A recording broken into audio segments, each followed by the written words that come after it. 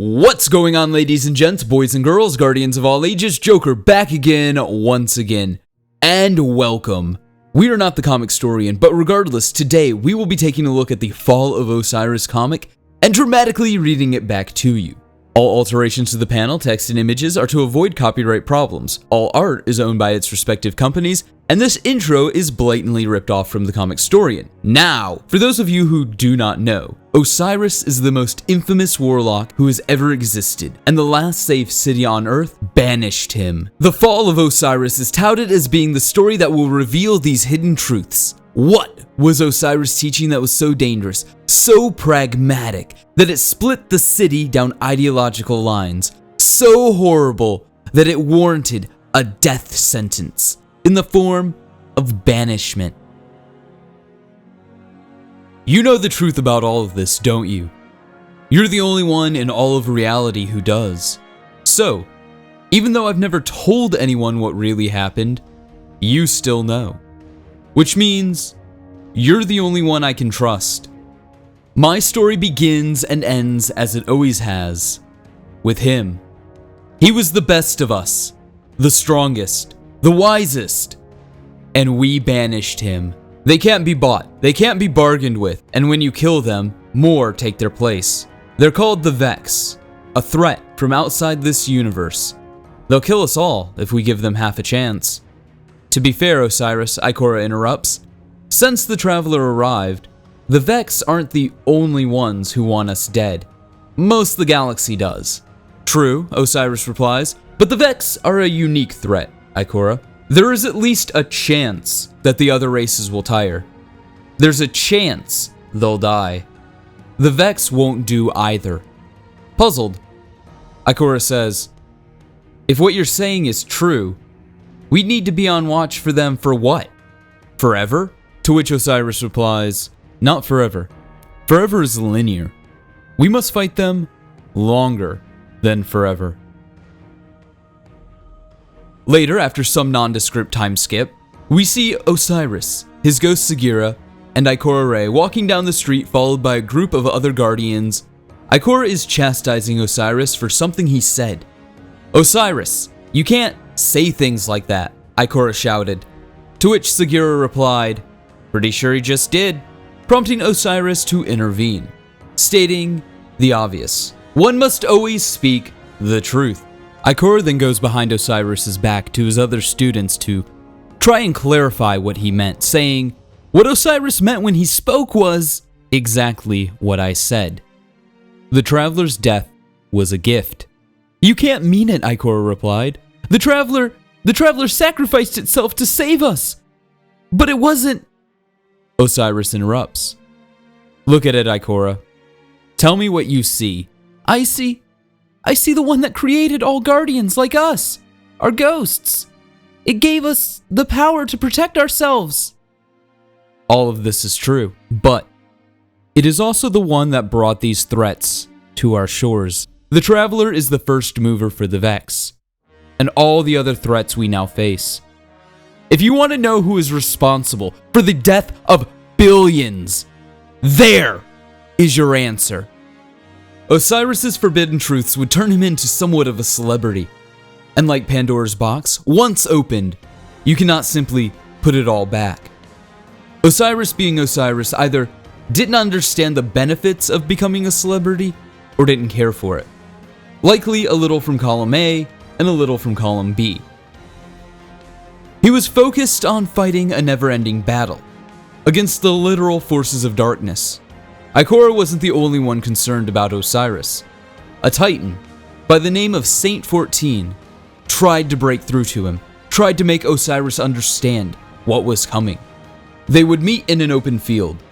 For when titans talk, there tends to be a bit of property damage. Saint 14 would try to argue that Osiris was shirking his duties as Vanguard commander. And Osiris would tell him exactly where he could shove that notion, stating, I am fighting the war my way, which is, and I don't mind saying, the only way that will let us win.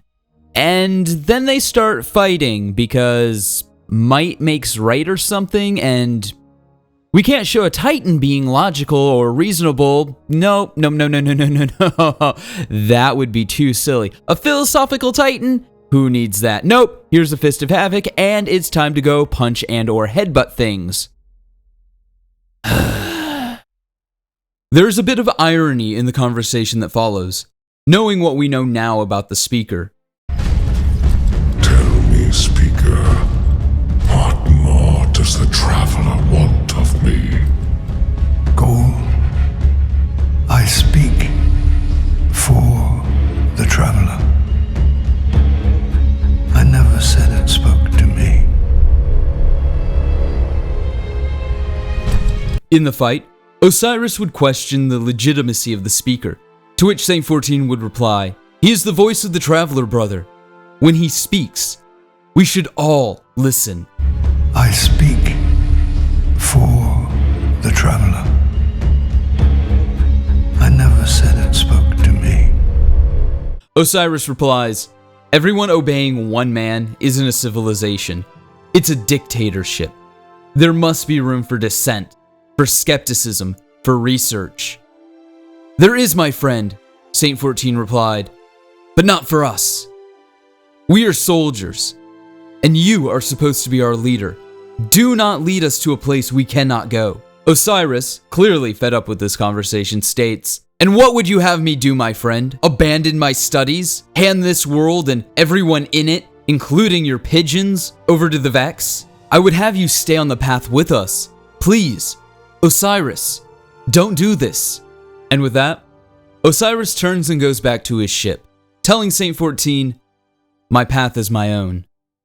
You know how stubborn Osiris can be, especially when he's right. He was fighting a war we couldn't see, and couldn't understand. I don't even know if you could see it, and it forced him to abandon the battle in front of us. We then move to a meeting of the Vanguard.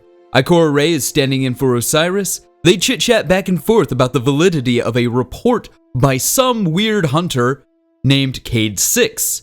I don't know if that character will ever be important, but they're questioning the validity of his field report, which claims that the Kell of Kings has been spotted. The meeting is interrupted when the speaker arrives, less than amused that Osiris is not here. He believes that Osiris has abandoned his duties. Saint 14, clearly annoyed by the speaker's insinuation that Osiris had abandoned I cannot say that word, them, states Osiris would not abandon his duties. And, in retrospect, Ikora Rey agrees, stating Saint 14 was right in the end. Osiris never abandoned us. We abandoned him. Ikora then goes and talks to Sagira, Osiris's ghost, trying and begging and pleading that Sagira would talk some sense into Osiris. Sagira, however, rightly points out that Saint 14 should not have recommended Osiris to be head of the Vanguard. Saint 14 should have known that Osiris wouldn't put up with the politics, or the weird creepy guy named the Speaker, who, after running the numbers, Sagira has proven, with science, that the Speaker was objectively creepy. Ikora then informs Sagira that the Speaker has been teaching that Osiris is obsessed and dangerous, claiming that the followers of Osiris are being led to their destruction. Dun dun dun! Our story then jumps again and again and again and again, like it does, to an outraged Osiris. The people of the city have taken his teachings and formed a religious cult, which has been growing out of control.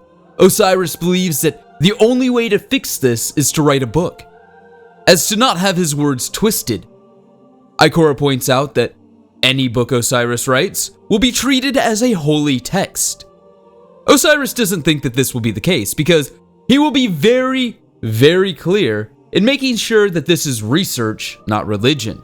But, like with all the best laid plans of rats and men, Osiris's research is not seen as research, and in fact, a holy text. Not just holy text, mind you, but prophecies.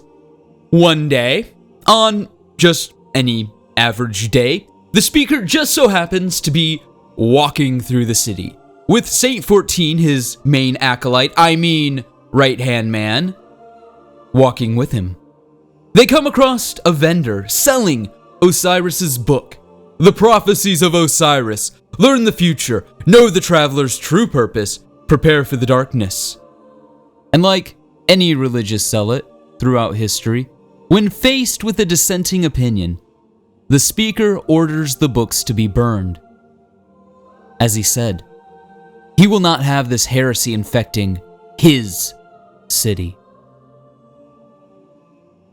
And there you have it, the conclusion to issue 1. Let me know if you want me to cover the rest of the issues like this, if there are more issues, in the comments below. And stay tuned for my actual opinions on this story.